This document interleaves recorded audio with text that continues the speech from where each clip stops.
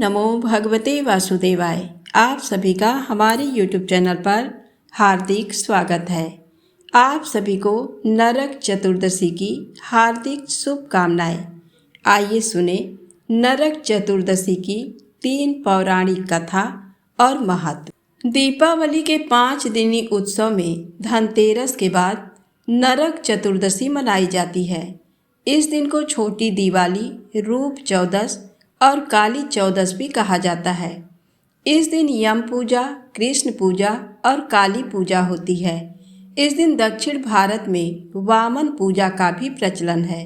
तो आइए जानते हैं नरक चतुर्दशी की पौराणिक कथा। पहली कथा के अनुसार नरकासुर को भौमासुर भी कहा जाता है। कृष्ण अपनी 8 पत्नियों के साथ सुखपूर्वक द्वारिका में रह रहे थे। एक दिन स्वर्गलोक के राजा देवराज इंद्र ने आकर उनसे प्रार्थना की, हे कृष्ण, प्राग ज्योतिषपुर के दैत्यराज भौमासुर के अत्याचार से देवतागण त्राहि त्राहि कर रहे हैं।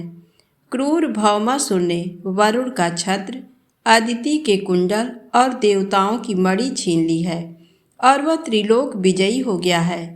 इंद्र ने कहा, भौमासुर ने पृथ्वी के कई राजाओं और आम जनों की अति सुंदर कन्याओं का हरण कर उन्हें अपने यहाँ बंदी गृह में डाल रखा है। कृपया आप हमें बचाइए प्रभु। इंद्र की प्रार्थना स्वीकार करके श्री कृष्ण अपनी प्रिय पत्नी सत्यभामा को साथ लेकर गरुड़ पर सवार हो प्राग ज्योतिषपुर पहुँचे। वहाँ पहुंचकर भगवान कृष्ण ने अपनी पत्नी सत्यभामा की सहायता से सबसे पहले मुर दैत्य सहित मुर के 6 पुत्रों ताम्र, अंतरिक्ष, श्रवण, विभावसु, नभस्वान और अरुण का संहार किया। मुर दैत्य का वध हो जाने का समाचार सुन भौमासुर अपने अनेक सेनापतियों और दैत्यों की सेना को साथ लेकर युद्ध के लिए निकला। भौमासुर को स्त्री के हाथों मरने का श्राप था, इसलिए भगवान श्री कृष्ण ने अपनी पत्नी सत्यभामा को सारथी बनाया और घोर युद्ध के बाद अंत में कृष्ण ने सत्यभामा की सहायता से उसका वध कर डाला। इस प्रकार भौमासुर को मारकर श्री कृष्ण ने उसके पुत्र भगदत्त को अभय दान देकर उसे प्राग ज्योतिष का राजा बनाया। भगदत्त कौरवों की ओर से महाभारत युद्ध में लड़ता है। जिस दिन श्री कृष्ण ने भौमासुर का वध किया था उस दिन कार्तिक माह की चतुर्दशी थी, इसलिए उसे नरक चतुर्दशी भी कहा जाता है। इस दिन श्री कृष्ण ने भौमासुर अर्थात नरकासुर का वध किया था और उसकी कैद से लगभग 16,000 महिलाओं को मुक्त कराया था। इसी खुशी के कारण दीप जलाकर उत्सव मनाया जाता है। दूसरी कथा के अनुसार इस दिन दक्षिण भारत में वामन पूजा का भी प्रचलन है। कहते हैं कि इस दिन राजा बलि को भगवान विष्णु ने वामन अवतार में हर साल उनके यहाँ पहुँचने का आशीर्वाद दिया था। इसी कारण से वामन पूजा की जाती है।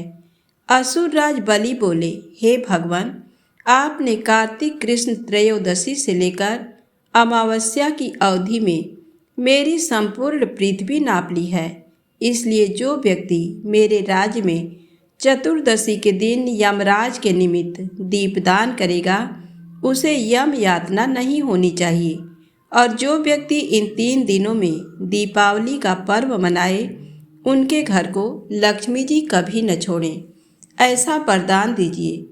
ये प्रार्थना सुनकर भगवान वामन बोले, राजन, ऐसा ही होगा, तथास्तु।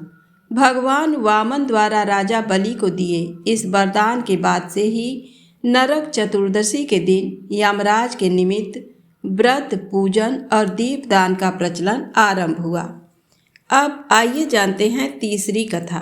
तीसरी कथा ये है कि रंती देव नामक एक धर्मात्मा राजा थे। उन्होंने अनजाने में भी कोई पाप नहीं किया था। फिर भी जब मृत्यु का समय आया तो यमदूत उन्हें नरक ले जाने के लिए आ धमके। राजा ने कहा कि आप मुझ पर कृपा करें और बताएं कि मेरे किस अपराध के कारण मुझे नरक जाना पड़ रहा है। यह सुनकर यमदूत ने कहा कि हे राजन, एक बार आपके द्वार से एक ब्राह्मण भूखा लौट गया था। ये उसी पाप कर्म का फल है। ये सुनकर राजा ने यमदूत से 1 वर्ष का समय मांगा। तब यमदूतों ने राजा को 1 वर्ष की मोहलत दे दी। राजा अपनी चिंता लेकर ऋषियों के पास पहुँचे और उन्हें अपनी सारी कहानी सुनाकर उनसे इस पाप से मुक्ति का उपाय पूछा।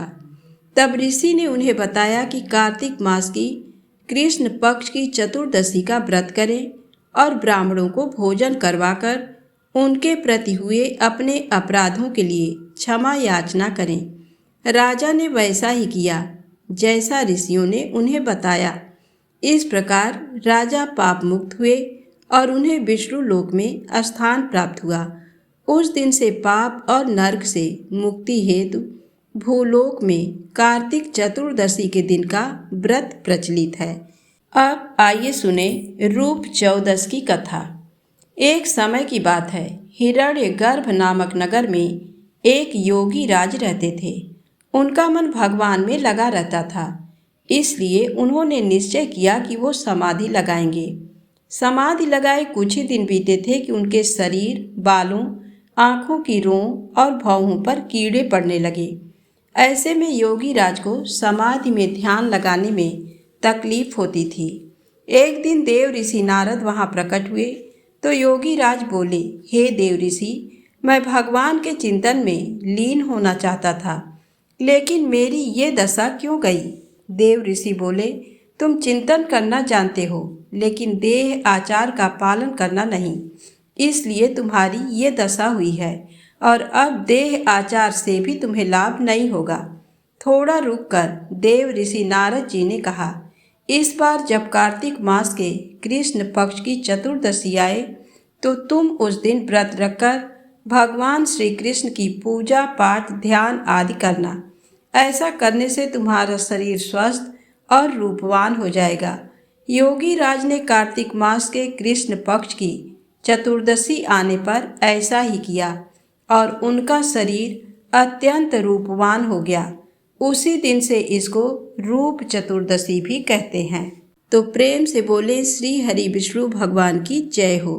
यदि आपको वीडियो अच्छी लगे तो प्लीज़ लाइक अवश्य करें, चैनल को सब्सक्राइब करें।